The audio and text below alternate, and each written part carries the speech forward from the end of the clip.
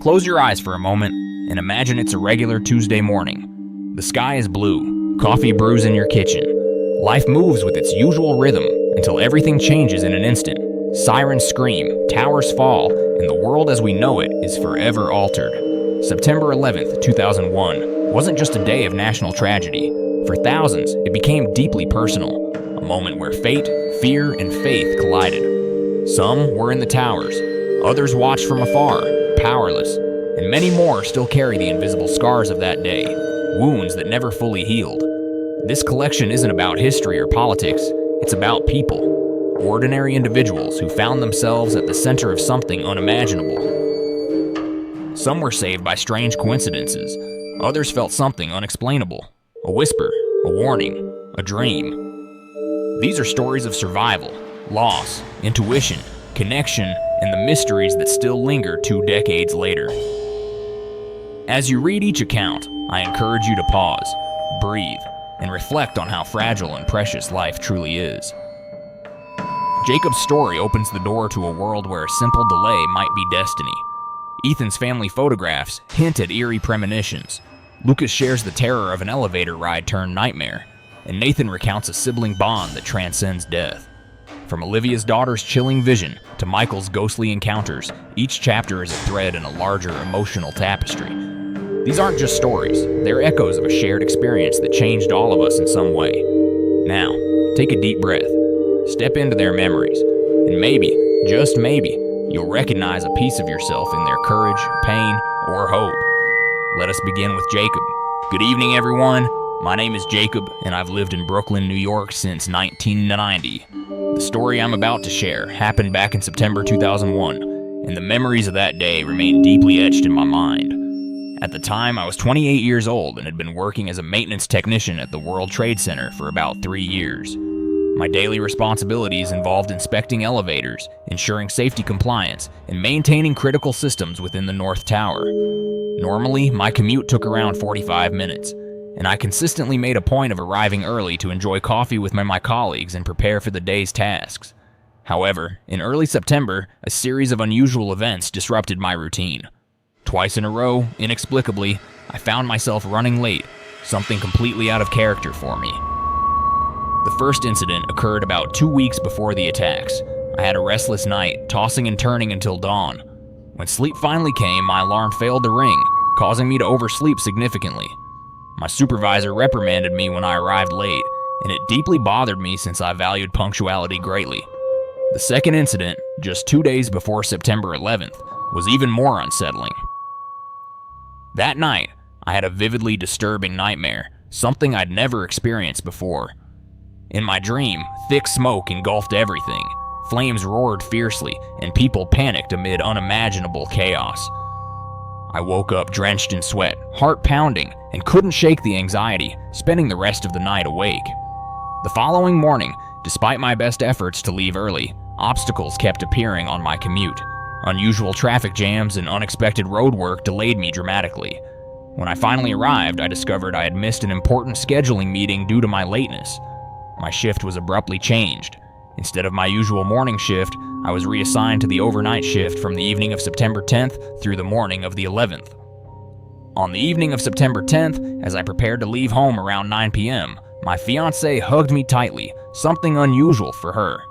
She expressed subtle unease, though neither of us knew why. I reassured her I'd be home safely the next morning. During my overnight shift, the building was quiet except for routine maintenance duties. I remember briefly chatting with a colleague named Frank, who was nearing retirement and always gave sound advice.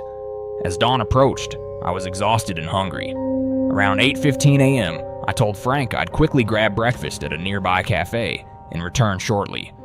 Inside the cafe, I became impatient with unexpected delays at the register, anxious about getting back promptly. Suddenly, a powerful boom echoed through the store, rattling shelves and shaking the ground. When I rushed outside, a scene of unimaginable horror awaited.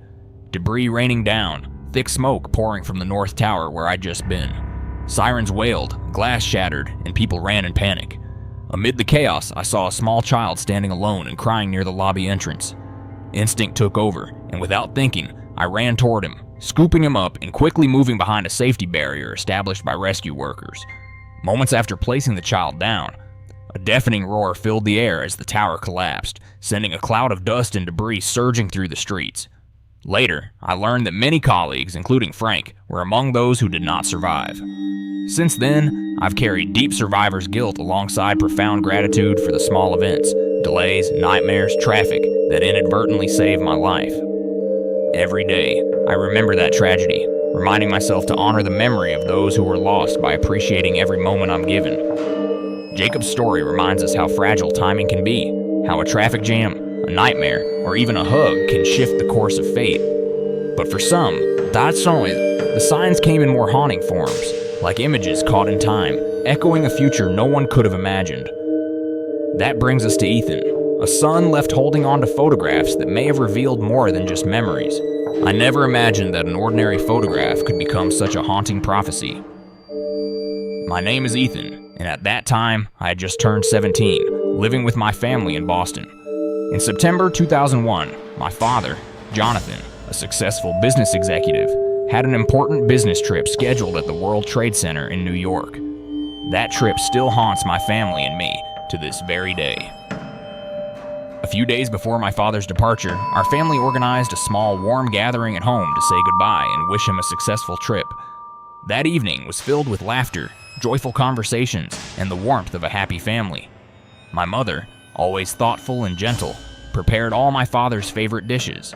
My older sister took many pictures, capturing precious moments, unaware they would become our last memories with him. However, when those photos were developed, we noticed something strange. A peculiar dark smudge appeared next to my father in every photo, and in one particular image, his face appeared oddly distorted, almost burnt. These pictures deeply unsettled my mother. She tried to hide her anxiety but couldn't stop thinking about them. Then, on the morning of September 11th, tragedy struck. I was in class when my teacher suddenly called me out with a tense expression. When I returned home, my mother was sitting in front of the TV, hysterical and continuously crying. Horrifying images on the screen showed that the building where my father was attending his meeting had been attacked. We couldn't reach my father, and he never returned. From that day forward, my mother was never the same. She suffered chronic insomnia, panicking every time the phone rang or someone knocked at the door. Gradually, she started experiencing inexplicable health issues. Her right hand became increasingly withered, the skin turning pale, and her fingers curling unnaturally. I took her to countless doctors, but none could find any medical explanation. Watching my mother grow weaker every day tore my heart apart. I felt utterly helpless and deeply saddened seeing her sit silently by the window, clutching the old photo, whispering my father's name in endless sorrow. I wondered whether her condition stemmed from unbearable grief or if it was somehow connected to my father's unresolved anger toward his company for failing to ensure employee safety. Years have passed, yet our family remains trapped in the shadow of that fateful day. We try to move forward, but the wounds never truly heal. I've learned that life is fragile and every moment spent with family is precious. I hope our story serves as a gentle yet profound reminder to cherish and love your family, as we never know what tomorrow may bring. While Ethan's loss was sudden and unexplainable, Lucas's story shows us what it means to walk right up to tragedy's door and come back alive. Dreams, strangers, and broken routines all conspired to save him. But survival doesn't mean escaping the scars, as you'll soon see. Have you ever experienced a moment when you nearly lost everything? How did you face and overcome it? Share your stories with me. And before we begin, why don't you prepare yourself a warm cup of tea, then join me as I share my story. Even today, I still wake up startled at exactly 3:45 a.m., haunted by memories that refuse to fade. My name is Lucas, and at the time of these events, I was 32 years old, living alone in a small apartment in Queens, New York. I was working as an event organizer, a career I cherished deeply because it allowed me to connect with fascinating people and create memorable experiences. However, the morning of September 11th, 2001, forever changed my life in ways I never anticipated. Several nights leading up to that fateful day, I suffered from unusual sleep disturbances. Each night, precisely at 3:45 a.m., I'd jolt awake, drenched in sweat from vivid nightmares involving explosions, thick smoke, and frantic cries amidst chaos and blood. These dreams left me emotionally exhausted, anxious, and fearful, yet I dismissed them as stress from work.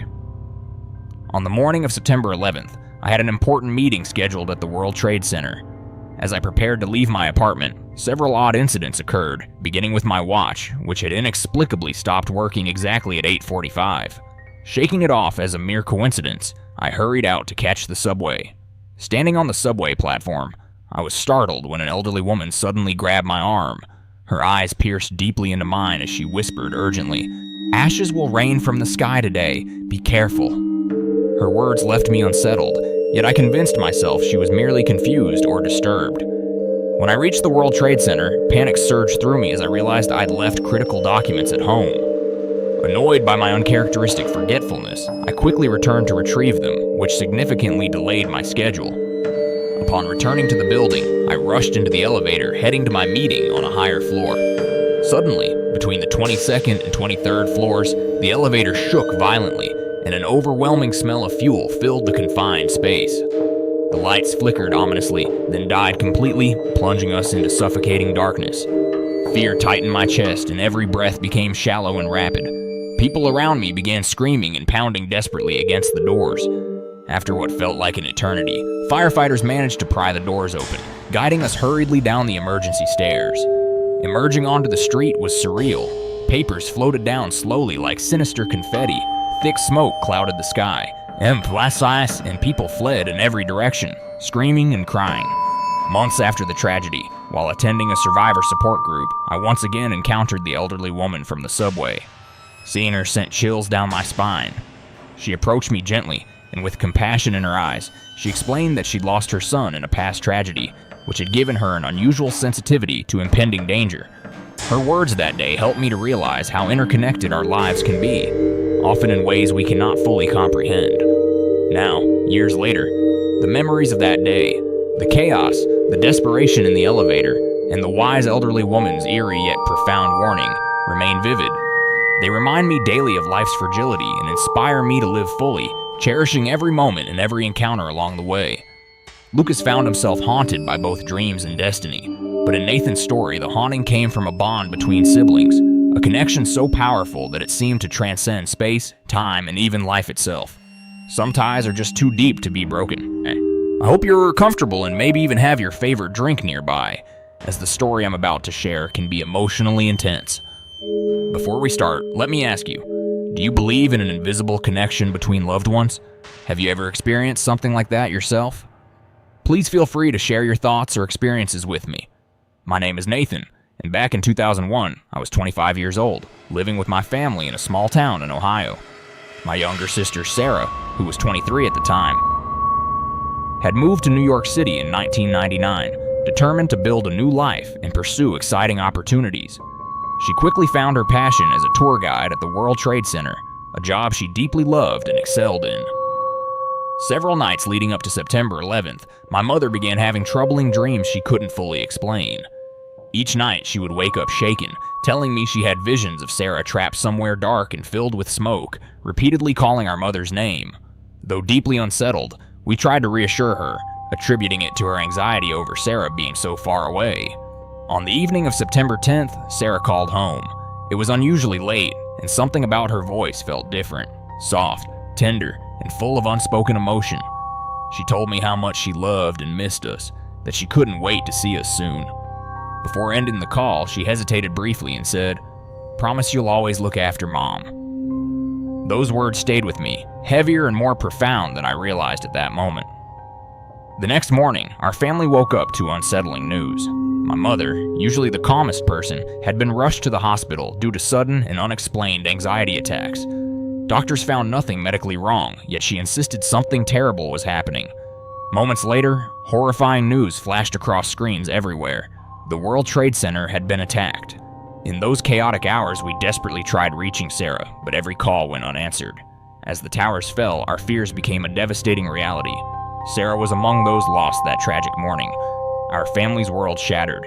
Following the disaster, my close friend Michael and his family stayed with us, providing comfort and understanding during our darkest moments. It was during this time that Sarah's friend and coworker, Lisa, contacted me. Lisa, who survived because she'd unexpectedly called in sick that morning, shared something mysterious yet comforting. She told me Sarah had confided about recurring dreams of being lost in smoke, desperately trying to find a way home. Dreams eerily similar, to I assess, to my mother's. In the weeks and months afterward, I found myself haunted by recurring dreams and vivid images of Sarah's final call.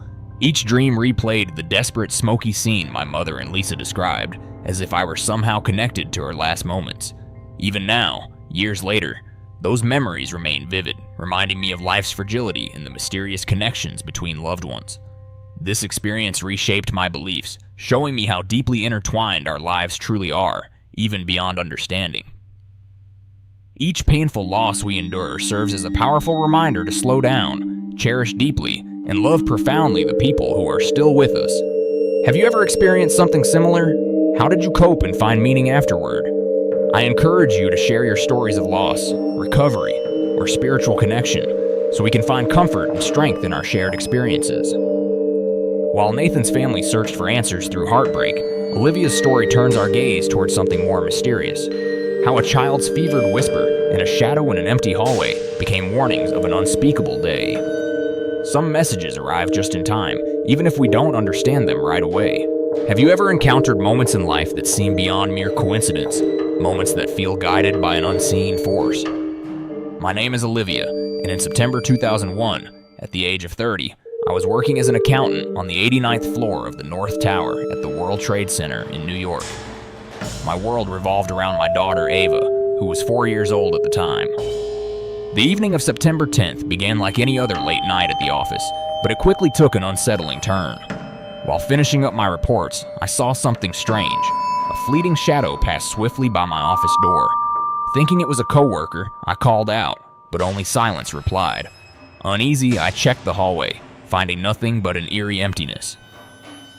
That night at home, Ava suddenly developed a high fever, shaking violently and muttering strange words. As I held her closely, she repeatedly whispered, "Fire," and "plane," sending chills down my spine. Her condition worsened through the night, prompting my decision to stay home the next day to care for her. The following morning, as Ava lay feverish beside me, she suddenly grew still, her eyes wide and alert, looking straight into mine. With startling clarity, she said, "Mommy, the plane." Mere seconds later, breaking news flashed onto our TV screen. A plane had crashed into the North Tower, the exact floor where I worked. My heart nearly stopped as I watched the unimaginable unfold. In the aftermath of that tragic day, I was visited by Detective Bennett and his team from the NYPD.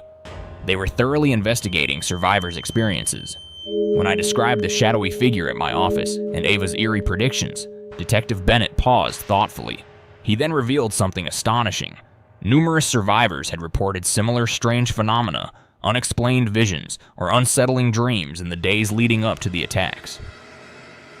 Weeks later, Detective Bennett visited me once again, sharing that the investigation had uncovered further compelling testimonies, reinforcing the possibility that these mysterious occurrences were more than mere coincidence. Hearing this deeply affected me, making me feel connected to something larger and incomprehensible. Since that day, I've often dreamed of that shadowy figure and Ava's haunting words. These experiences taught me to appreciate every precious moment and cherish those I love deeply. Have you experienced unexplained signs or moments that made you question the ordinary? I'd love to hear your story. Perhaps together, we can explore the mysteries that surround our lives. Remember, even our most painful experiences can serve as powerful reminders to slow down, hold close those we cherish, and live each day with purpose and gratitude. What Olivia experienced was mysterious, maybe even otherworldly, but what if those we've lost never really leave us at all? Michael's story brings us into the quiet corners of a grieving family home, where love lingers in whispers, reflections, and rocking chairs that never quite stay still. Have you ever clearly felt the presence of someone who's no longer physically with you? Please share your experience with me, and together, we can explore the mysterious connections life offers us. My name is Michael, and today I want to share a deeply personal story about my uncle, Benjamin, who worked as a financial advisor at Morgan Stanley on the 93rd floor of the South Tower at the World Trade Center. Uncle Benjamin was known for his contagious smile, optimism, and unwavering devotion to his family, his loving wife Laura, and their two wonderful children, Sophie and Liam. Their cozy home in a peaceful suburb of New Jersey was filled with warmth, laughter, and genuine love. But in early September 2001, we began noticing a significant change in my uncle's behavior. Benjamin became quiet, introspective, and noticeably withdrawn, which was quite unlike him. On the evening of September 10th, he spent several hours alone in his home office, quietly writing letters. We later learned that these letters were deeply emotional, filled with sincere apologies, expressions of profound love, and touching personal advice for each family member. In the letter to his wife Laura, he reminded her of their first date and encouraged her to always pursue happiness no matter what happened. To Sophie and Liam, he wrote heartfelt messages about courage, kindness, and the importance of family, urging them to support each other throughout life's trials. The next morning, as tragedy struck on September 11th, Benjamin was among those lost in the devastating attacks. Despite tireless search efforts, no trace of him was ever recovered, leaving my Aunt Laura and the children to face unimaginable grief and unanswered questions. In the months that followed, something extraordinary and unexplainable began occurring in their home. Benjamin's favorite armchair often gently rocked as if someone had just stood up from it. Photos taken at family gatherings seemed to capture clear, unmistakable images of Benjamin's face in the background, even though he had passed away. Sophie once confided in me, visibly shaken, that she'd seen a reflection in the hallway mirror distinctly resembling her father. When she turned around, no one was there. Liam described hearing soft footsteps upstairs late at night, precisely at the time Benjamin usually returned home from work. Seeking understanding and comfort, Aunt Laura invited a reputable group of paranormal investigators and spiritual advisors to their home. Led by Dr. Evelyn Carter, a renowned expert in spiritual manifestations, the group carefully documented each phenomenon. After multiple investigations, Dr. Carter concluded that Benjamin's deep emotional bonds to his family might be so profound that his spirit continued to linger.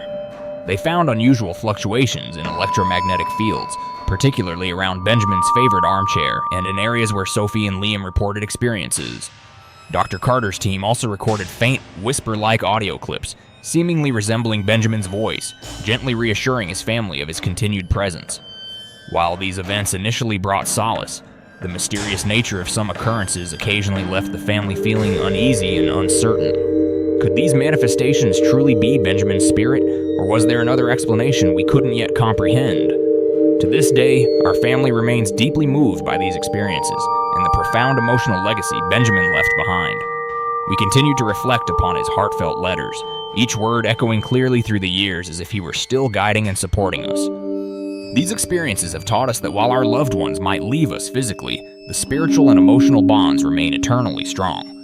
Every mysterious occurrence is a powerful reminder to cherish those around us, embrace every moment, and hold tightly to those we love. Have you experienced similar mysterious events or felt the powerful presence of someone you've lost? I'd love to hear your stories. Perhaps together, we can find comfort and deeper meaning in these extraordinary connections. Remember, those we love may depart physically, but the bonds of love and spirit are everlasting. Every memory is precious, and every mysterious experience is a profound reminder to treasure the present moment. Michael's family found comfort in the signs that Benjamin might still be watching over them. But for Lucas, another Lucas, his warning came not from the past, but from a dream so vivid it changed his entire path. What do we do when the message comes from beyond and it saves our life? Have you ever encountered a dream so vivid and detailed it felt more real than reality itself? I'm Lucas, and I was working as an IT specialist on the 84th floor of the South Tower at the World Trade Center in 2001. The night before September 11th, I experienced a dream unlike any other I'd ever had. In it, a friend who had passed away years ago appeared, urgently warning me to avoid the building the next day. His tone was insistent, his face etched with worry. I woke deeply shaken but decided to brush it off. Yet, as morning arrived, an intense feeling of dread overcame me, strong enough to make me reconsider. Hesitating at my apartment door, I received a phone call from my supervisor informing me of an unexpected server issue requiring me to work from home that day.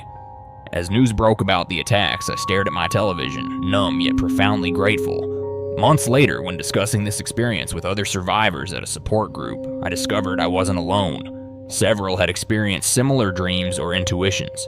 In the years following that harrowing day, my life took a significant turn.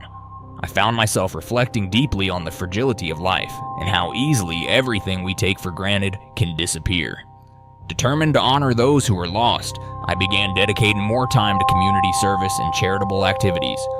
I volunteered at local shelters, participated in disaster relief efforts, and supported organizations assisting families affected by tragedies. Each act of kindness became a tribute to my lost colleagues and friends, grounding me and providing purpose in my healing journey. Today, I regularly take quiet moments to slow down, contemplate, and appreciate the life I've been gifted. Each morning, I sit by the window, watching the sunrise, allowing myself to feel grateful for every breath I take. I often spend weekends hiking alone, immersing myself in nature, listening carefully to my thoughts, and reflecting on the meaning of life and the experiences that have brought me here. Those quiet, solitary times have become essential to me, teaching me patience, mindfulness, and the importance of being present.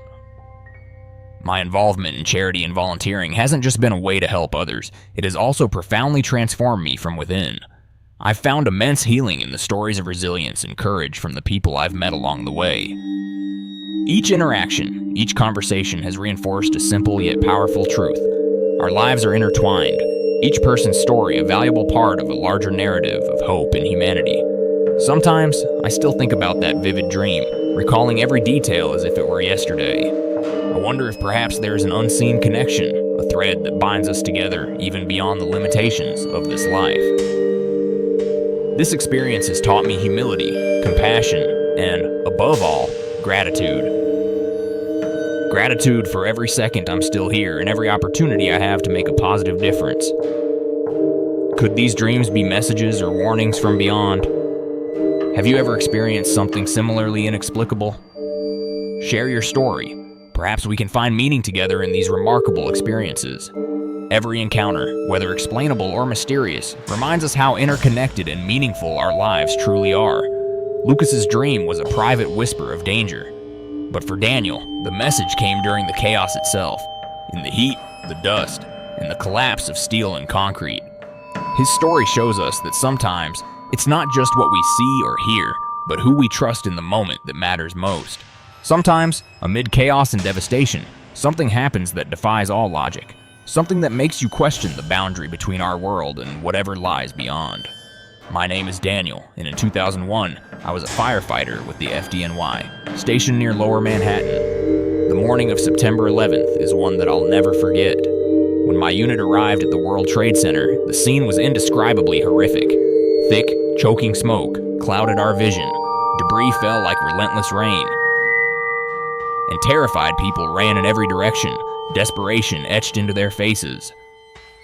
My heart pounded uncontrollably, my mind racing with thoughts about survival, duty, and my family waiting for me back home.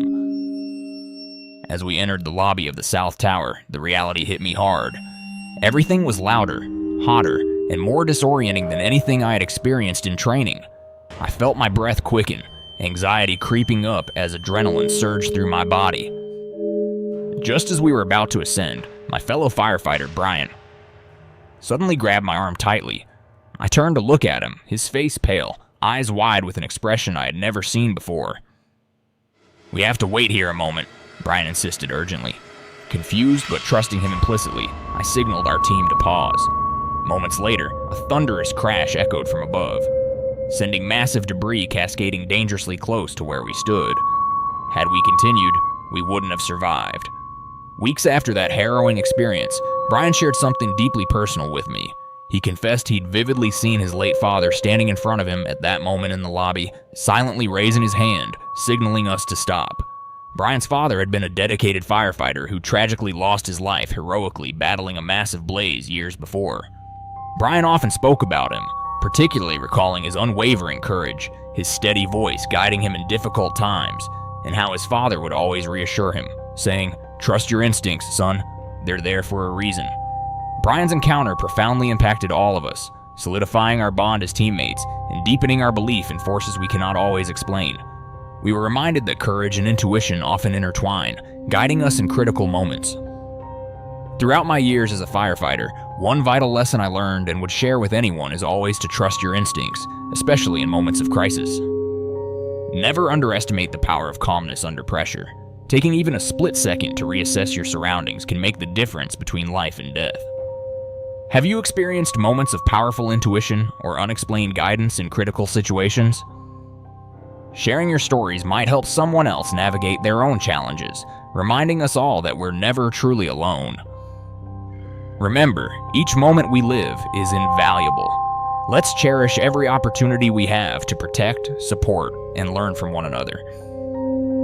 Daniel's story, filled with dust and urgency, closes our collection not with finality, but with reflection. It reminds us that beyond the debris and fear, there were instincts, relationships, and moments of stillness that saved lives. His experience is not just a memory of what happened, but a lesson in listening to each other and to the quiet voices within ourselves. As the final story fades, one truth becomes undeniable. Life is unpredictable, fragile, and profoundly interconnected. The people you met in these stories weren't superheroes. They were just like you and me, parents, workers, friends, dreamers. And yet, through unimaginable fear and grief, they found the strength to carry on. Their voices remind us that even in the darkest moments, we're never truly alone. Many of them survived by chance, or perhaps by something greater. Some were saved by instincts, strange dreams, or last-minute changes. Others lost loved ones but gained powerful insights into the human spirit. Whether it was a rocking chair moving on its own or a child whispering words they shouldn't have known, these moments invite us to consider the unseen, the unexplained, and the extraordinary ways we stay connected to those we love. So, what can we take away from all of this? First, trust your intuition. Those gut feelings, strange dreams, or subtle nudges, sometimes they matter more than logic. Second, cherish your loved ones deeply. Say what you need to say, hug tighter, forgive faster. You never know which goodbye might be the last. Third, slow down and be present. Life can change in a blink. The small, quiet moments often end up being the most meaningful. And lastly, find purpose in the pain. Whether through helping others, sharing your story, or simply living with more intention, healing begins with choosing to move forward. We may never understand everything that happened on that day, but in listening to these stories, we honor those who lived, those who were lost, and those who are still healing. Thank you for watching. May these voices stay with you, and may they inspire you to live each day with more heart, more gratitude, and more connection than ever before.